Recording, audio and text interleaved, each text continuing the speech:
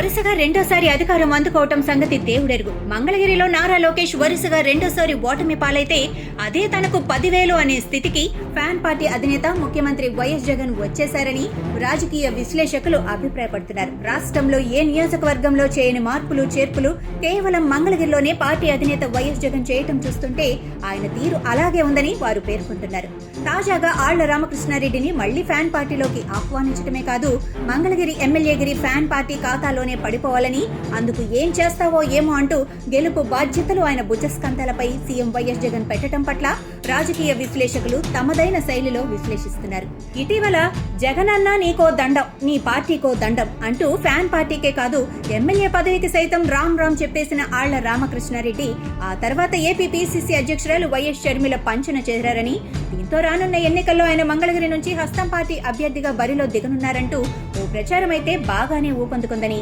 అలాంటి వేళ మళ్లీ ఆళ్ల రామకృష్ణారెడ్డి యూటర్న్ తీసుకుని మళ్లీ జగన్ పార్టీలో చేరటం వెనుక పెద్ద తతంగమే నడిచిందని వారు చెబుతున్నారు. ఆళ్ల తొలుత పార్టీకి రాజీనామా చేయడంతో బయటకు వెళ్తే వెళ్లారులే అని లెక్కలేసుకున్న తాడేపల్లి ప్యాలెస్ లోని అగ్రనేతలు ఆ తర్వాత మంగళగిరిలో తాజాగా నెలకొన్న పరిస్థితులు చూసి ఒకంత షాక్ అయ్యారని, ఆ క్రమంలో పార్టీ నియోజకవర్గ ఇన్ఛార్జ్ గంజి చిరంజీవిని మార్చి కాండ్రు కమలకు బాధ్యతలు కట్టబెట్టారని, ఆ క్రమంలో గెలుపు మనకు అనుకూలమనే నిర్ణయానికి వారు రాలేకపోయారని, దీంతో మంగళగిరిలో లోకేష్ ఓటమే లక్ష్యంగా ఎంపీలు విజయసాయిరెడ్డి, ఆళ్ల అయోధ్య రామిరెడ్డిని ఆళ్ల రామకృష్ణారెడ్డి వద్దకు రాయబారం పంపి మంతనాలు నెరిపి అతడితో ఒప్పించారని, అయితే రానున్న ఎన్నికల్లో ముచ్చటగా మూడోసారి కూడా మంగళగిరి ఎమ్మెల్యే ఫ్యాన్ పార్టీ అభ్యర్థిగా ఆళ్ల రామకృష్ణారెడ్డిని బరిలో దింపేందుకు పార్టీ అధినేత వైఎస్ జగన్ ఇప్పటికే ఓ నిర్ణయానికి వచ్చినట్లు తెలుస్తోంది. ఎందుకు అంటే 2014లో రాష్ట్రంలో టీడీపీ అధికారంలోకి వచ్చినా మంగళగిరి నుంచి ఫ్యాన్ పార్టీ అభ్యర్థిగా బరిలో దిగిన ఆళ్ల రామకృష్ణారెడ్డి గెలుపొందారు. అలాగే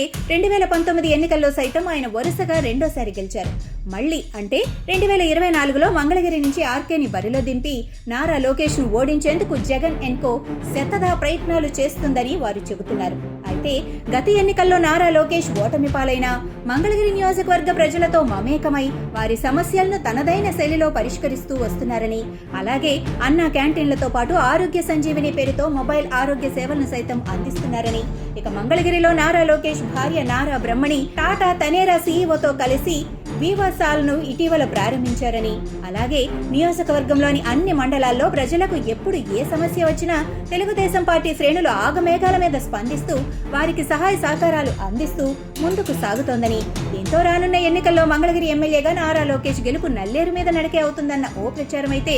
ఓవైపు సాగుతూ ఉండగా, మరోవైపు మంగళగిరిలో టీడీపీ జెండానే రెపరెపలాడుతోందని సర్వేలు సైతం స్పష్టం చేస్తున్నాయని వారు వివరిస్తున్నారు. అలాంటి వేళ తాడేపల్లి ప్యాలెస్ కు కూతవేటు దూరంలో ఉన్న నియోజకవర్గం మంగళగిరి. అలాంటి నియోజకవర్గంలో నారా లోకేష్ గెలుపును ఫ్యాన్ పార్టీ అధినేత వైఎస్ జగన్ తట్టుకోలేకపోతున్నారని, ఆ క్రమంలోనే మంగళగిరిలో ఫ్యాన్ పార్టీ అభ్యర్థి ఎంపికలో ఆయన తికమక మకతిక పడుతూ పార్టీని వీడి బయటకు వెళ్లిపోయిన ఆళ్లను మళ్లీ పార్టీలోకి తీసుకువచ్చారని రాజకీయ విశ్లేషకులు తమదైన శైలిలో విశ్లేషిస్తూ చెబుతున్నారు.